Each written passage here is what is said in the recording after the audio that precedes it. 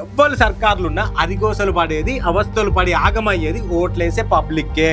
ఎవ్వలకు కోపం వచ్చినా ఏడ్చేది ఓట్లేసే పబ్లిక్కే.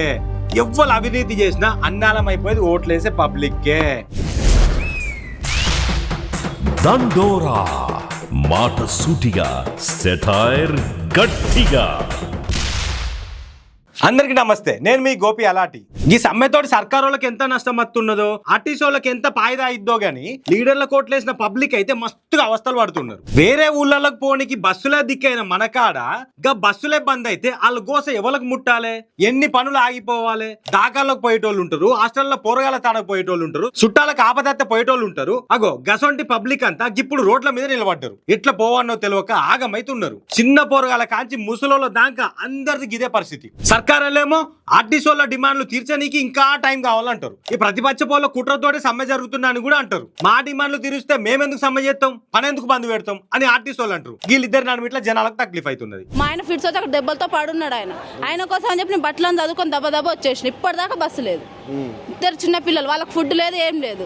ఎవరు చూస్తారు? ఇప్పుడు మా మేనత్త చచ్చిపోయింది, పోయి వస్తున్నా, ఏం చేయాలి? తీర్చేది వాళ్ళు మాట్లాడుకోవాలి తర్వాత, కానీ పిల్లల్ని ఇబ్బంది చేస్తున్నారు కదా. ఎండలకు కసిపిసి అవుతుంది, చక్రం వస్తుంది. ఫ్రీ బస్ పెట్టి లోకం మొత్తం పాడైంది. ఎందుకు పెట్టిండు? ఈ బంద్ చేసే మొత్తమే బంద్ చేయాలి. విన్నారు కదా ఒక్కొక్కల బాధ ఎట్లున్నదో. ఫ్రీ బస్సు పాడుగాను, దాంతో ముళ్ళ కట్టుకున్నా లేదు, ఏం లేదు, కానీ ఇంత అవస్థలు పడుతున్నాం. ఫ్రీ బస్ వచ్చినప్పటికేంచి గిరాకీ లేకుండా పోయిందని ఇప్పుడు ఎట్లా పడితే అట్లా పైసలు అడుగుతున్నారు ఆటో వాళ్ళు అని మస్తు గరమైతున్నారు మస్తు మంది పబ్లిక్. 4-5 బస్సులు వేసి ప్రైవేటు డ్రైవర్లను పెడితే ఇంకా వెట్టు సాల్తలేవు. ఇంకా మీదికెంచి ఇంకా ప్రైవేటు డ్రైవర్లు నడిపే నడుపుడుకు బస్సులే ఖరాబ్ అవుతున్నాయి.